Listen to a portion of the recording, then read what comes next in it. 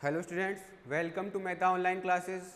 पिछली क्लास में हमने क्लोनिंग की बात करी थी कि क्लोनिंग क्या होती है, क्लोनिंग को परफॉर्म करने के लिए क्या क्या स्टेप्स हैं और क्लोनिंग के क्या क्या फ़ायदे हैं, क्या क्या डिसएडवांटेजेस हैं, ये सारी चीज़ें अपन ने पिछली क्लास में देख ली थी। आज जो है हम देखने वाले हैं ट्रांसजेनेसिस। ट्रांसजेनेसिस ट्रांसजेनिक एनिमल्स के फॉर्मेशन की जो प्रोसेस होती है उसे हम कह देते हैं ट्रांसजेनेसिस। ट्रांसजेनिक एनिमल्स के फॉर्मेशन की प्रोसेस को अपन क्या कह देते हैं? ट्रांसजेनेसिस। जैसे देखो, इंट्रोडक्शन सबसे पहले अपन देख लेते हैं इसका इंट्रोडक्शन। कि इंट्रोडक्शन क्या है? इंट्रोडक्शन की अपन बात करें तो ये ट्रांसजेनेसिस होती क्या है? प्रोसेस ऑफ इंट्रोड्यूसिंग फॉरेन और एक्सोजीनस डीएनए। एक एक्सोजीनस डीएनए या फॉरेन डीएनए जो है उसको इंट्रोड्यूस करना into an animal genome is called transgenesis. एक एनिमल के जीनोम में, एक एनिमल हमने लिया एंड उसके जीनोम में हमने क्या किया कि एक फॉरेन डीएनए जो है या एक्सोजीनस जो डीएनए है उसको हमने इंसर्ट करवा दिया। ठीक है, इस प्रोसेस को हम क्या कह देते हैं? ट्रांसजेनेसिस कह देते हैं। ठीक है, उसके बाद transgenesis is the process of introducing an exogenous gene called transgene into a living organism so that the organism will exhibit new properties. एक ऑर्गेनिज्म के अंदर हमने क्या किया? एक जीन को इंसर्ट करवा दिया जिसको हमने एक नाम दे दिया है यहाँ पे, क्या? ट्रांसजीन। ठीक है, ट्रांसजीन जब हम इसको इंसर्ट करवाते हैं किसी ऑर्गेनिज्म में तो उसके अंदर जो है न्यू एग्जिबिट न्यू प्रॉपर्टीज़, कुछ नई प्रॉपर्टीज़ जो है वो यहाँ पे एग्जिबिट करने लगता है। इसके बाद and transmit the properties to its offspring. ये जो अपनी आगे आने वाली प्रोजेनी है उस तक भी इसको ट्रांसफ़र करेगा, क्योंकि ये एक्वायर्ड करेक्टर नहीं है, ये कैसा करेक्टर है? जेनेटिक करेक्टर है। तो उसके जीन के अंदर ये चेंजेस हैं तो आगे आने वाली जो ऑफस्प्रिंग होंगे, आगे आने वाली जो पीढ़ियाँ होगी उनके अंदर भी ये चेंजेस दिखाई देंगे। ठीक है, तो ये ट्रांसजेनेसिस इस तरह से हो गया। उसके बाद ये ट्रांसजेनेसिस जो है इसको हम फैसिलिटेट कैसे कर सकते हैं? तो फैसिलिटेट करने के लिए जो प्रोसेस है उसको अपन क्या बोलते हैं? Bye liposomes. जो लिपोसोम्स हैं उनके थ्रू हम यहाँ पे इसको फैसिलिटेट कर सकते हैं। इसके अलावा और किस किस से फैसिलिटेट कर सकते हैं? कुछ एंजाइम से, प्लाज्मिड वेक्टर से, वायरल वेक्टर से, या प्रो न्यूक्लियर इंजेक्शन से, प्रोटोप्लास्ट फ्यूजन से एंड बैलिस्टिक डीएनए इंजेक्शन से। ठीक है, इन सारे प्रोसेस से अपन इसको क्या कर सकते हैं? फैसिलिटेट कर सकते हैं। इतने सारे प्रोसेस है जिनको हम यहाँ पे काम में ले सकते हैं ट्रांसजेनेसिस को परफॉर्म करने के लिए। क्या क्या काम में लिया हमने? एक तो लिपोसोम, दूसरा एंजाइम, तीसरा प्लाज्मिड वेक्टर, चौथा वायरल वेक्टर, पांचवा हो गया अपना प्रो न्यूक्लियर इंजेक्शन, इसके बाद protoplast fusion and ballistic DNA injection. ठीक है, ये सारी प्रोसेस हम यहाँ पे काम में लेते हैं। इसके बाद अपन बात करें कि डेफिनेशन क्या है ट्रांसजेनेसिस की, तो यहाँ पर हमने 3 डेफिनेशन ली हुई है, सॉरी 2 डेफिनेशन यहाँ पे ली हुई है। 2 डेफिनेशन क्या क्या? द स्टेबल वन और मोर इंटीग्रेशन ऑफ फॉरेन जीन या foreign DNA into a host chromosome. ठीक है, एक होस्ट के क्रोमोसोम में एक फॉरेन डीएनए या फॉरेन जीन को इंटीग्रेट करवाना स्टेबल फॉर्म के अंदर। ठीक है, इसको अपन क्या बोल रहे हैं? ट्रांसजेनेसिस। ठीक है, उसके बाद transgenesis either means transferring DNA into the animal और altering DNA of the animal. ठीक है, इस प्रोसेस को अपन और क्या बोल सकते हैं कि ये आइदर मीन्स, इसका दूसरा मीन क्या है कि transferring DNA into animal, animal के अंदर डीएनए का ट्रांसफर करना, या altering DNA of the animal, animal के डीएनए को ऑल्टर करना यानी चेंज कर देना। ठीक है, इसके बाद ट्रांसजेनिक एनिमल्स। ट्रांसजेनिक एनिमल्स होते क्या हैं? वो एनिमल्स जिनके जीन को या जिनके डीएनए को हमने ट्रांसजेनेसिस की प्रोसेस के थ्रू जो है उसके अंदर कोई ना कोई एक जीन, फॉरेन जीन या फॉरेन डीएनए यहाँ पे ऐड करवा दिया है। ठीक है, तो इसको अपन क्या बोल देंगे? जिसके अंदर ये जीन इंसर्ट करवा दिया गया है उस एनिमल को हम कह देते हैं ट्रांसजेनिक एनिमल। जैसा कि यहाँ पे लिखा हुआ है, a transgenic animal is one that carries a foreign gene that has been deliberately inserted into its genome. इसके जीनोम में, किसी एक एनिमल के जीनोम में अगर हमने कोई फॉरेन जीन या फॉरेन डीएनए इंसर्ट करवा दिया है तो उस एनिमल को हम कह देते हैं ट्रांसजेनिक एनिमल। उसके बाद हम बात करें ट्रांसजेनिक एनिमल जो है, जो ये ट्रांसजेनिक एनिमल है आर जेनेटिकली मॉडिफाइड। कि कैसे होते हैं? Genetically modified. इनके जीन को जो है हमने मॉडिफाई करवा दिया है, इसके अंदर एक फॉरेन डीएनए या फॉरेन जीन सीक्वेंस यहाँ पे ऐड करवा दी, जिसके कारण ये क्या हो गया? मॉडिफाइड हो गया। To contain a gene from a different species. एक डिफरेंट स्पीसीज में से हमने एक जीन को लिया, जो हमारा जीन ऑफ इंटरेस्ट था उसको हमने लिया, एंड हम चाहते हैं कि वो जीन जो है हमारी एक चुनिंदा स्पीसीज के अंदर भी हो। तो हम क्या करेंगे? उस जीन को वहाँ से निकालेंगे, एक स्पीसीज से एक्सट्रैक्ट करेंगे, एंड दूसरी स्पीसीज जिसके अंदर हम उस जीन को देखना चाहते हैं उस जीन के अंदर उसको इंट्रोड्यूस करवा देंगे। ठीक है।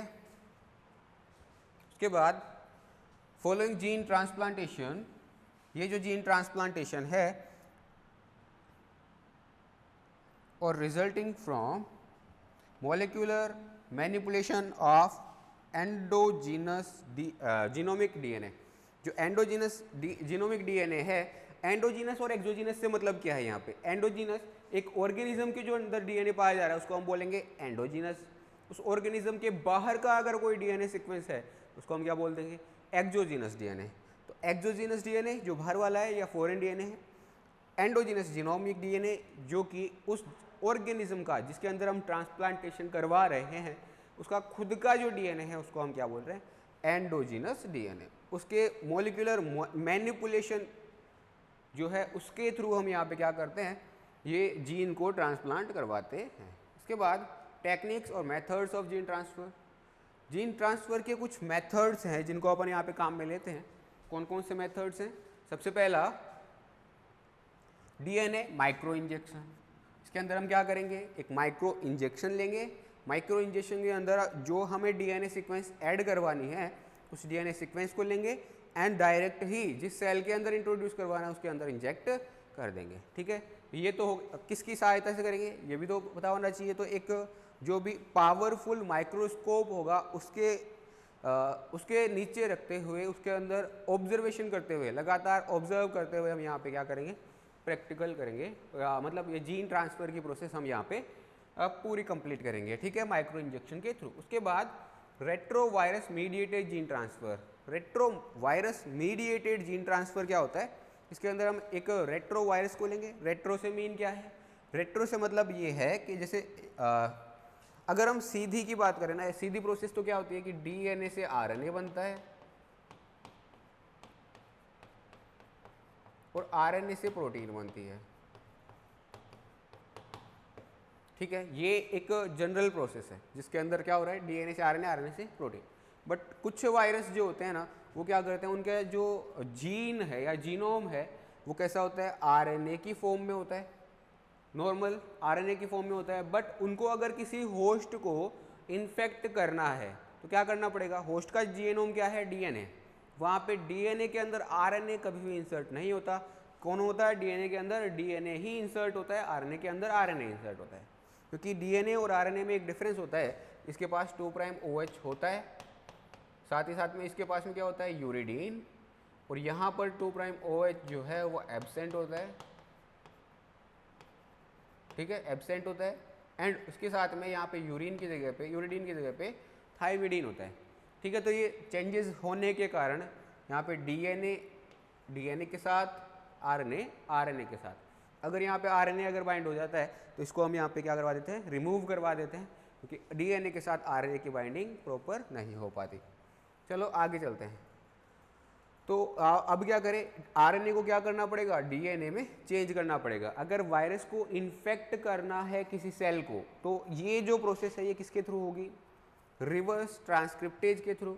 और इस प्रोसेस के थ्रू क्योंकि ये आरएनए को पहले डीएनए में कन्वर्ट करता है एंड देन अपने डीएनए को इंसर्ट करवाता है होस्ट सेल के अंदर।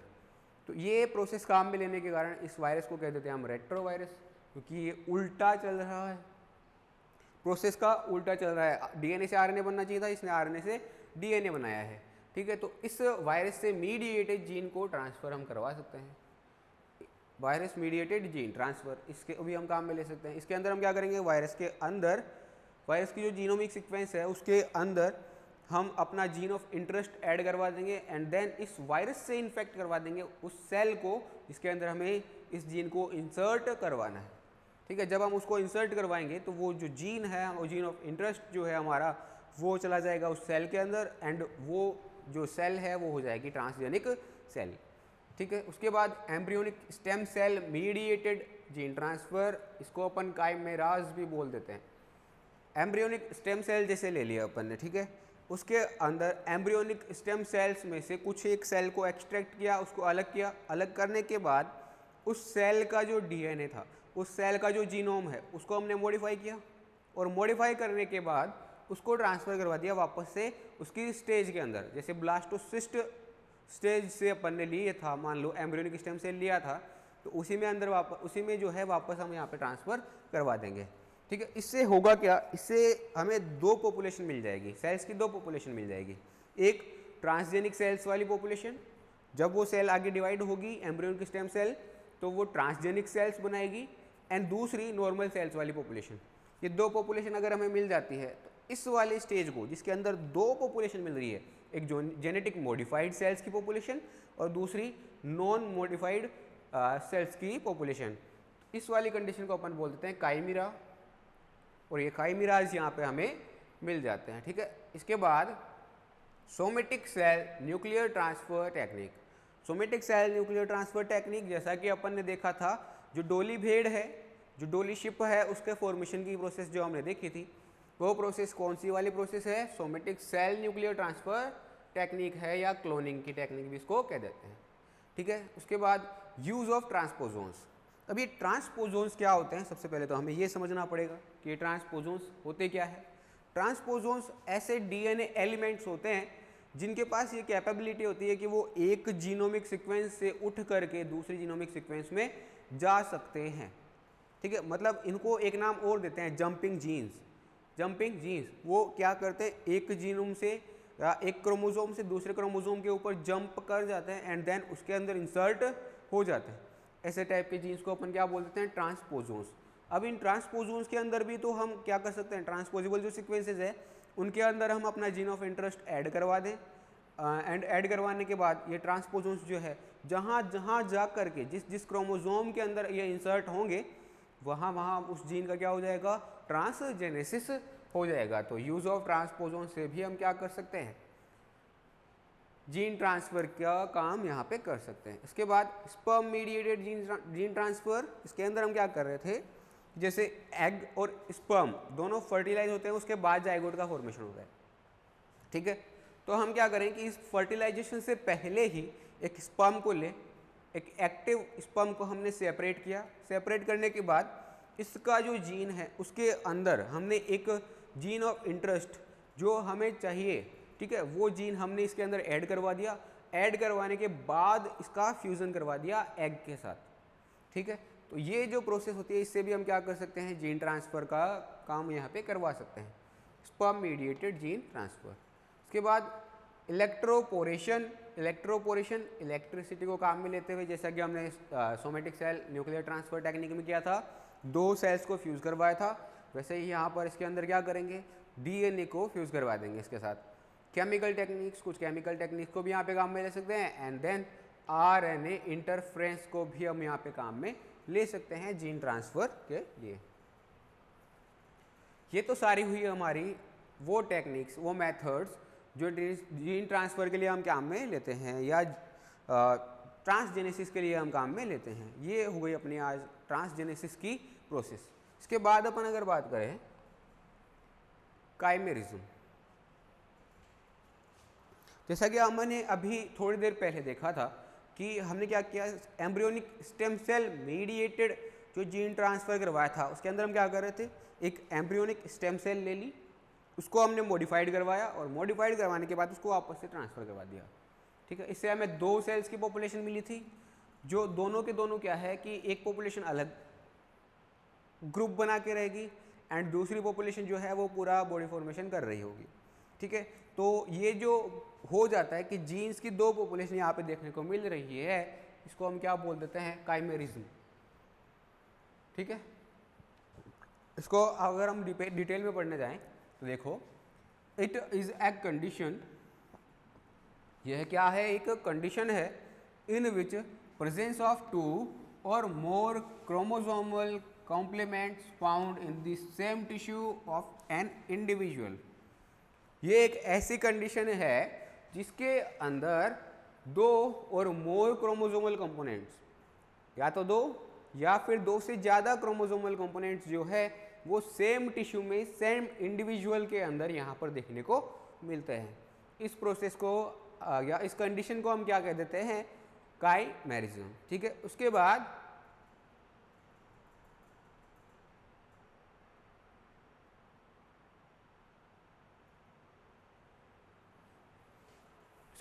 ये जो काइमेरिज्म होता है इसके अंदर क्या होता है कि लगभग जितने भी जीनोम है, जितना भी ऑल अक्रॉस जीनोम जितना भी पाया जा रहा है, उसके अंदर जो है यहाँ पर डाइवर्जेंट जीनोटाइप वो यूजुअली यहाँ पे हमें देखने को मिल जाता है। It occurs in single organism composed of cells with distinct genotype. ये काइमेरिज्म कब अकर हो सकता है, ये अकर हो सकता है जब एक सिंगल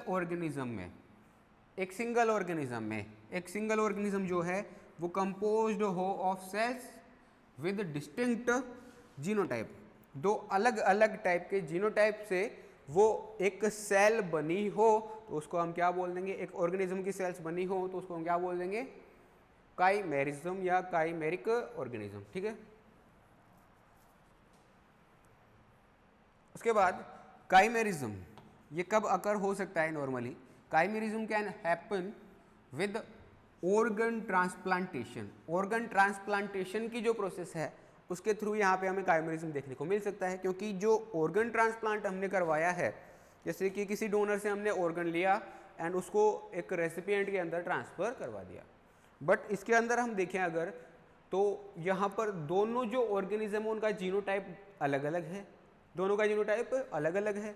दोनों का जीनोटाइप जब अलग अलग है तो एक ही बॉडी के अंदर दो जीनोटाइप वाली सेल्स यहाँ पर देखने को मिल रही है, एक वो ऑर्गन वाली सेल्स जो हमने ट्रांसप्लांट करवाई है एंड दूसरी वो वाली सेल्स जो उसकी खुद की बॉडी की है। ठीक है, तो ऐसे दो जीनोटाइप वाली सेल्स हमें देखने को मिल रही है। इस वाली कंडीशन को अपन क्या बोल देंगे, काइमेरा या काइमेरिज्म। ठीक है, it include possessing blood cells of different blood type, subtle variation in form। ठीक है, ये इसमें क्या होता है कि ये ब्लड सेल्स जो है वो डिफरेंट टाइप के ब्लड सेल्स को यहाँ पर कैरी करेगा। ठीक है, जिसके अंदर वेरिएशंस यहाँ पे देखने को मिलेंगे। If zygotes were of differing sexes, ये जाइगोट्स अगर डिफरिंग सेक्सेस के हो then even the position of both female and male sex organs can occur. अगर हम ऐसा करें कि दो जाइगोट लें, ठीक है, दो जाइगोट ले लें, एक जो फीमेल बनने वाला था एक जो मेल बनने वाला था, दो जाइगोट हो गए, इन दोनों का अपन फ्यूज़न करवा दें, इन दोनों का क्या करवा दें, फ्यूज़न करवा दें, दोनों सेल आपस में फ्यूज हो जाए। ठीक है, और दोनों एक ही ऑर्गेनिज्म का पार्ट बन जाए। अगर ये ऐसी कंडीशन हमें मिल जाती है देखने को, तो यहाँ पर ये जो ऑर्गेनिज्म अब बनेगा दोनों जाइगोट के फ्यूजन से, ये कैसा बनेगा, इसके अंदर दोनों सेक्सेस हमें देखने को मिलेंगे, फीमेल भी एंड मेल भी, दोनों सेक्सेस हमें देखने को मिल जाएंगे। ठीक है, हर्मोफ्रोडाइट इन ऑर्गेनिज्म को हम कह देते हैं। जैसे काइमेरा की अगर अपन बात करें, काइमेरिज्म इन ह्यूमन के अंदर काइमेरिज्म कितने टाइप का होता है, तो सबसे पहला जो है अपना वो कंजेनाइटल काइमेरिज्म। कॉन्जेनाइटल काइमेरिज्म, इसमें क्या करेंगे हम, ये एक नेचुरल काइमेरिज्म है। ठीक है, नेचुरल काइमेरिज्म है जिसके अंदर क्या हो रहा है,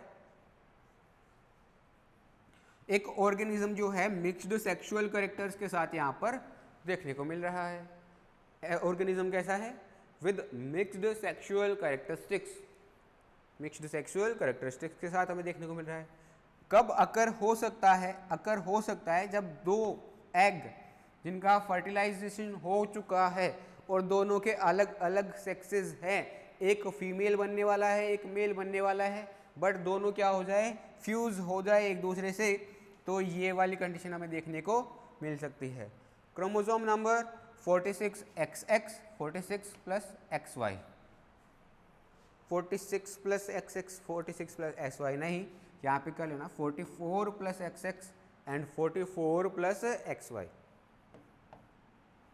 ठीक है, ये जो है यहाँ पर हमें देखने को मिल जाता है। एक ही ऑर्गेनिज्म के अंदर दो टाइप के सेक्सेस हमें देखने को यहाँ पर मिल रहे हैं।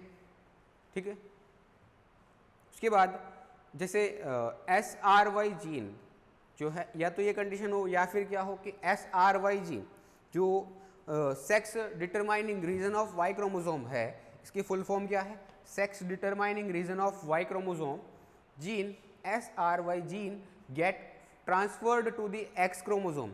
ये होने चाहिए थे वाई क्रोमोसोम के ऊपर, बट आ गए हैं X क्रोमोसोम के ऊपर ड्यूरिंग मियोसिस। देन क्या होगा, देन ये ऑर्गेनिज्म जो है इसके अंदर दोनों सेक्सेस यहाँ पे देखने को मिलेंगे, X क्रोमोसोम वाले भी एंड Y क्रोमोसोम वाले भी, यानी फीमेल कैरेक्टरिस्टिक्स भी एंड मेल कैरेक्टरिस्टिक्स भी दोनों देखने को यहाँ पर मिल जाएंगे। ठीक है, तो ऑर्गेनिज्म जो है ये वाला कैसा बनेगा, हर्माफ्रोडाइट, हर्मेफ्रोडाइट। इसके बाद डाइस्पर्मिक काइमेरिज्म, डाइस्पर्मिक काइमेरिज्म, डाइस्पर्मिक काइमेरिज्म कब देखने को मिल सकता है, ये देखने को मिल सकता है जब यहाँ पर दो स्पर्म जो है वो एक तो कर दे एग सेल को फर्टिलाइज एंड दूसरा कर दे पोलर बॉडी को फर्टिलाइज। जब ऐसा हो जाएगा और दोनों जब जो ये दोनों फर्टिलाइज हो गए हैं, polar body and egg cell, ये दोनों आपस में हो जाए फ्यूज, तो इस कंडीशन में भी हमें जो है यहाँ पर काइमेरिज्म देखने को मिल सकती है। अब ये पोलर बॉडी वाला कॉन्सेप्ट क्या है, इसको अगर अपन समझने की कोशिश करें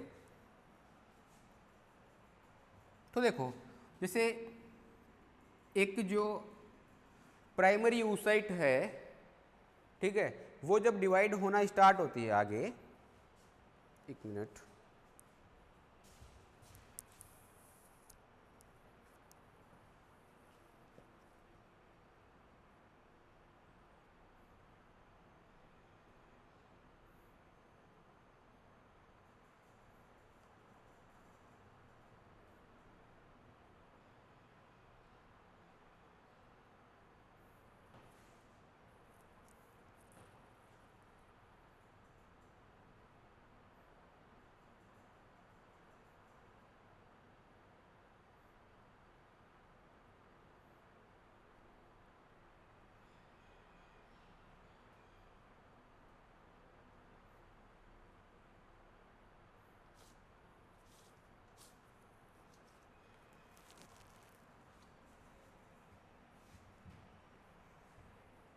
देखो ये एक ऊगोनियम है, ठीक है, ऊगोनियम,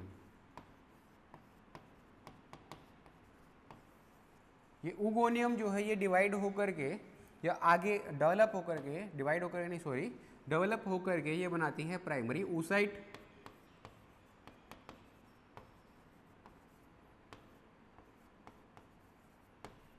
प्राइमरी oocyte का फॉर्मेशन करती है एंड ये प्राइमरी oocyte जो है ये डिवाइड होकर के दो सेल्स बनाती है, एक एग सेल और एक polar cell, polar body and egg cell या secondary oocyte, sorry secondary oocyte।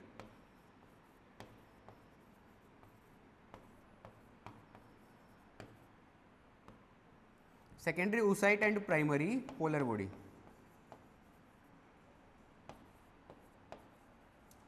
And ये सेकेंडरी जो oocyte है ये बनाएगी टर्सरी oocyte, ये आगे डिवाइड होगी एंड क्या बनाएगी, एक tertiary oocyte,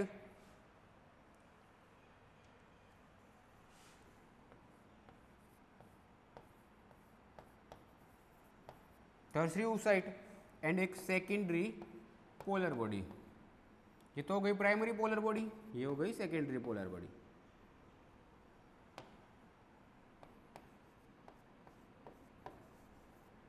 secondary polar body, अब ये टर्सरी oocyte है, इससे बन जाएगी अपनी एग सेल एंड ये जो अपनी पोलर बॉडी है ये भी क्या हो जाएगी, डिवाइड होकर के दो पोलर बॉडीज़ का फॉर्मेशन कर लेती है।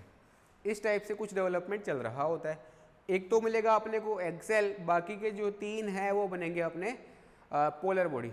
ठीक है, ये पोलर बॉडी हमें देखने को मिल जाते हैं।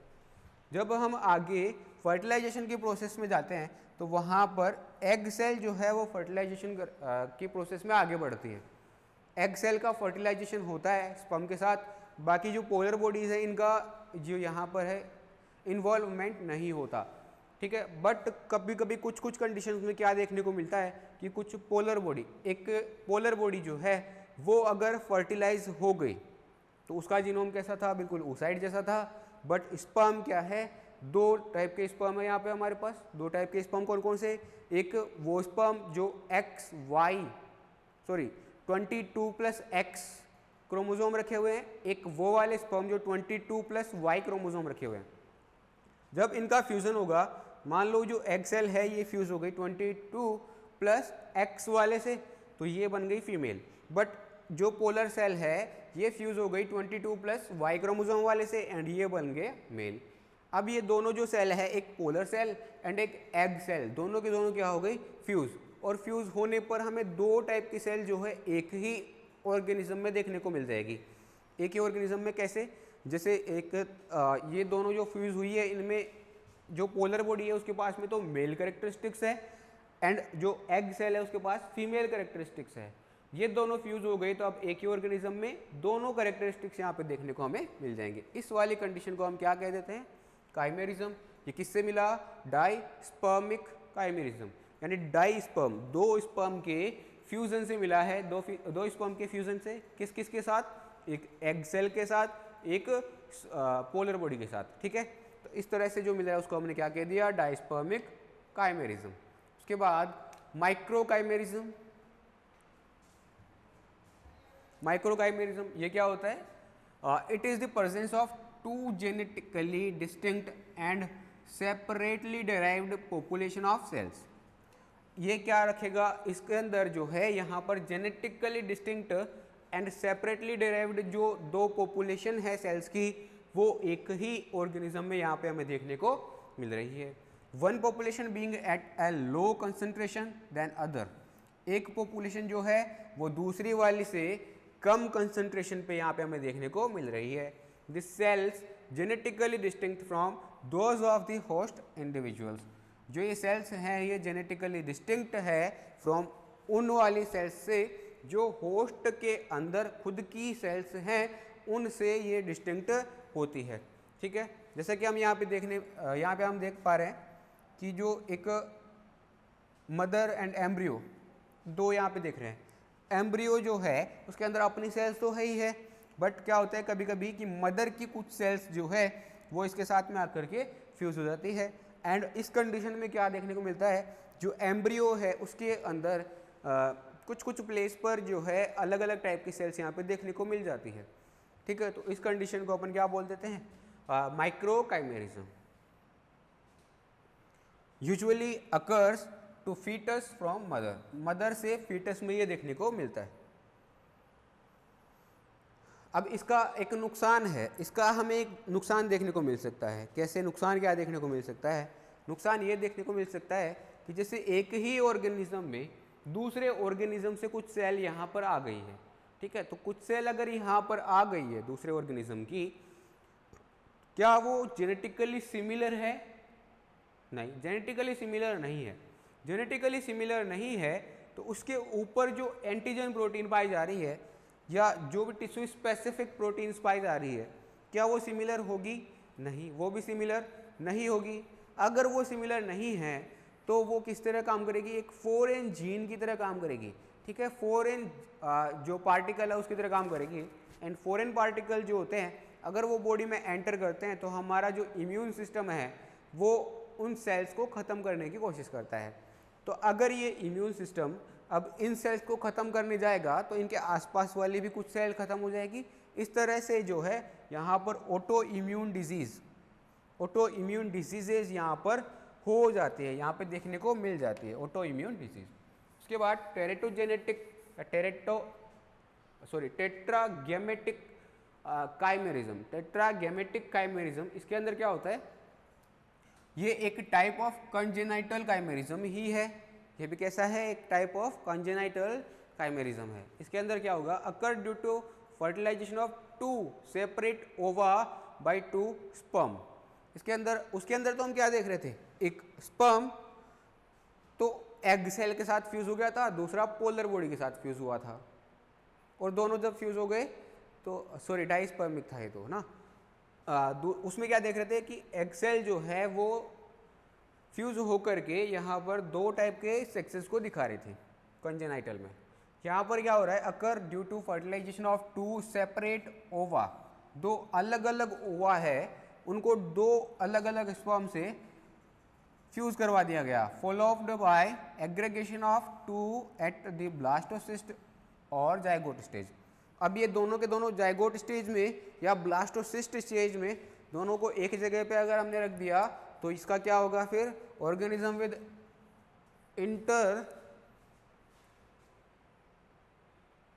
इंटरमिंगल्ड सेल लाइन, ये इंटरमिंगल्ड सेल लाइन यहाँ पे रखेगा ऑर्गेनिज्म, दोनों टाइप की सेल लाइन रखेगा, यानी दो ओवा जो फ्यूज हुए थे उन दोनों के जो कैरेक्टरिस्टिक्स होंगे वो दोनों कैरेक्टरिस्टिक्स यहाँ पे देखने को मिल जाएंगे। बट यहाँ पे एक डिफरेंस है कि ओवा जो है वो अलग अलग है, यहाँ पे ओवा सेपरेट है, एक जैसे जेनेटिक कैरेक्टर्स यहाँ पे नहीं शो कर रहे हैं, मतलब एक इंडिविजुअल के नहीं है। Organism developed possess organs that have different sets of chromosome, दोनों जो ऑर्गेनिज्म में जो दोनों टाइप की सेल्स पाई जा रही है उसके अंदर जो है यहाँ पर सिमिलर सेल्स का नंबर बहुत ही कम होगा, क्योंकि यहाँ पे दो अलग स्पर्म और दो अलग ओवा लिए गए हैं जिनका क्रोमोसोमल कंपोजिशन जो है वो डिफरेंट है। जब क्रोमोसोमल कंपोजिशन ही डिफरेंट है तो ये ऑर्गेनिज्म भी कैसा होगा, अलग अलग क्रोमोसोमल कंपोजिशन रखने वाला ऑर्गेनिज्म यहाँ पे तैयार हो जाएगा। ठीक है, जैसा कि हम यहाँ पे देख पा रहे हैं, एक एग सेल हमने ले ली अलग ऑर्गेनिज्म से, एक ले ली दूसरे ऑर्गेनिज्म से, दोनों को स्पर्म से फ्यूज करवा दिया, और फ्यूज करवाने के बाद इनको या तो जाइगोट स्टेज में या फिर ब्लास्टोसिस्ट स्टेज में क्या किया हमने, फ्यूज करवा दिया। फ्यूज करवाने से क्या होगा, इसके जो है यहाँ पर मिक्स्ड कैरेक्टर्स यहाँ पे देखने को हमें मिल जाएंगे। एक ऐसा ऑर्गेनिज्म तैयार हो जाएगा जिसके अंदर दो टाइप की सेल्स होगी और दोनों का क्रोमोसोमल कंपोजिशन जो है वो भी डिफरेंट यहाँ पर होगा। ठीक है, उसके बाद काइमेरिज्म इन एनिमल्स, एनिमल्स में काइमेरिज्म कब देखने को मिलेगा, usually found in angular fish, ये सिम्बायोटिक काइमेरिज्म भी बोल देते हैं इसको। ठीक है, एनिमल्स में जो काइमेरिज्म पाया जाता है उसको क्या बोलते हैं, सिम्बायोटिक काइमेरिज्म। ऐसा कब देखने को मिलेगा, जब दो ऑर्गेनिज्म सिम्बायोसिस में रहने लग जाए। ठीक है, जैसा कि हम देख पा रहे हैं, usually found in angular fish, angular fish जो है उसके अंदर यहाँ पे देखने को मिलता है।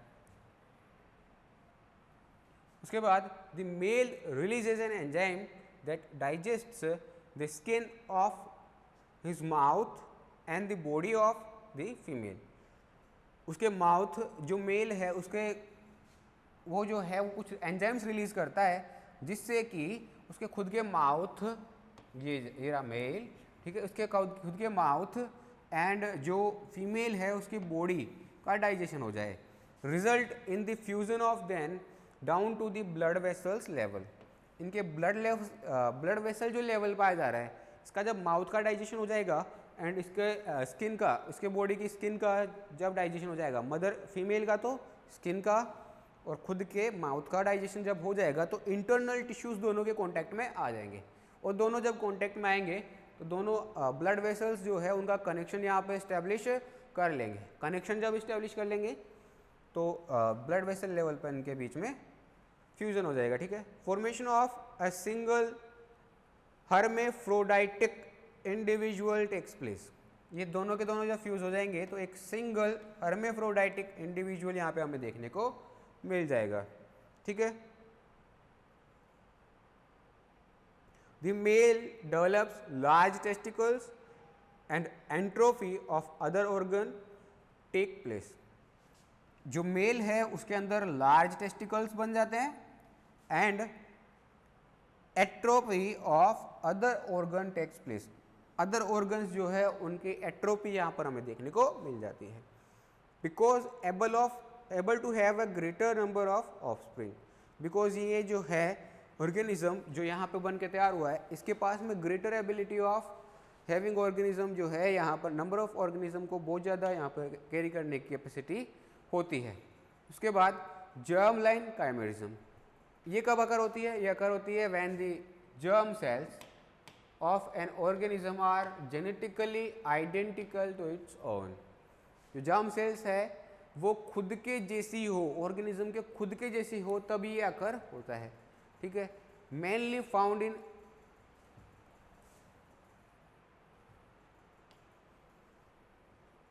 मार्मोसेट्स के अंदर ये हमें देखने को मिलती है। They carry the reproductive cells of the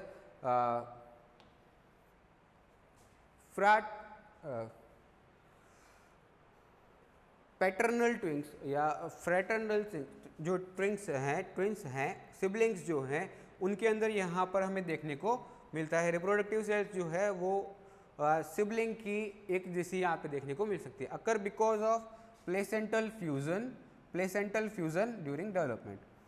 जब डेवलपमेंट हो रहा होता है, दो ट्विंस यहाँ पे बनने वाले थे मान लो, है ना, ठीक है, वो एक एग वाले नहीं है, मोनोजाइगोटिक ट्विंस नहीं है, दो अलग अलग ट्विंस हैं। ठीक है, दोनों जब ट्विंस को फॉर्मेशन जब हो रहा था तो उनका प्लेसेंटा का फ्यूज़न यहाँ पे हो गया।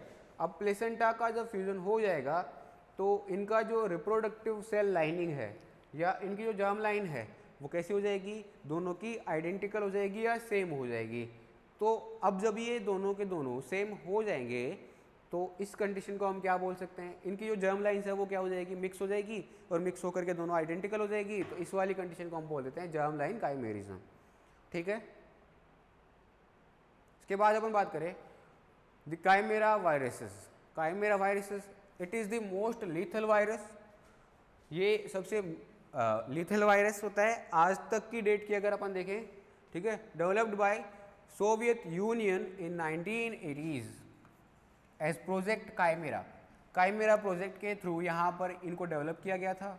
Virus was developed by combining DNA of Venezuelan equine encephalitis virus और स्मॉल पॉक्स वायरस, इन दोनों को यहाँ पर फ्यूज़ कर दिया, एंड इबोला वायरस, इन तीन को यहाँ पर फ्यूज़ कर दिया।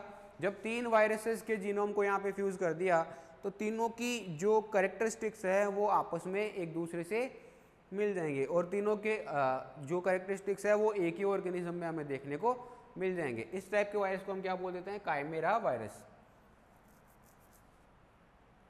इनका जो डेवलपमेंट हुआ था, डेवलप्ड एज ए बायोवेपन, एक बायोवेपन के रूप में यहाँ पे काम में लेने के लिए इसका डेवलपमेंट हुआ था। But the project was abandoned due to its significant risk.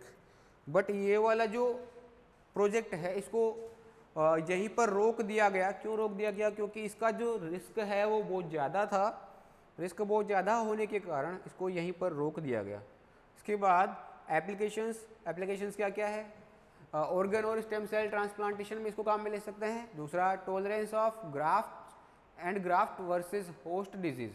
Graft versus host disease या ग्राफ्ट जो है उनके टॉलरेंस के लिए यहाँ पे काम में ले सकते हैं। एक सिंड्रोम होता है पैसेंजर लिम्फोसाइट सिंड्रोम। ठीक है, जब किसी ऑर्गन का हम ट्रांसप्लांटेशन करवाते हैं तो जब ये ट्रांसप्लांटेशन हुआ है इसको रिजेक्ट करवाने के लिए या इस फॉरेन सेल्स को ख़त्म करवाने के लिए यहाँ पर एक एक्टिविटी चालू हो जाती है लिम्फोसाइट की। इस लिम्फोसाइट्स की एक्टिविटी के कारण जो सिंड्रोम होता है इसको हम क्या बोल देते हैं? Passenger lymphocyte syndrome. इनको रोकने के लिए भी हम क्या कर सकते हैं? काइमेरास को काम में ले सकते हैं। इसके बाद tetragametic chimerism applied in vitro fertilisation. In vitro fertilisation में हम टेट्रागेमेटिक जो काइमेरास है उसको हम काम में ले सकते हैं। Can be useful for intrauterine diagnosis और प्रोग्नोसिस। इंट्रायूटेराइन डायग्नोसिस में भी इसको हम काम में ले सकते हैं।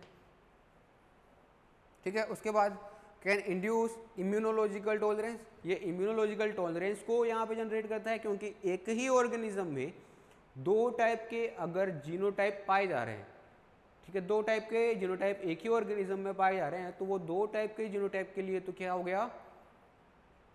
नॉट सेंसरी हो गया एक तरह से, कोई सेंसरी नहीं होगा उसके लिए, कम सेंस यहाँ पर सेंसरी यहाँ पर शो करेगा, सेंसरीनेस यहाँ पर शो करेगा। ठीक है, तो ये हो गया। उसके बाद possibly promote autoimmunity, autoimmunity को यहाँ पे प्रमोट करता है। Many fruits can be cultivated by grafting the body of sapling on to rootstock. Rootstock के ऊपर कई सारे जो बॉडीज़ है उनको ग्राफ्टिंग करवा करके हम यहाँ पे क्या कर सकते हैं, मैनी फ्रूट्स को कल्टीवेट करवा सकते हैं। उसके बाद huge potential to be used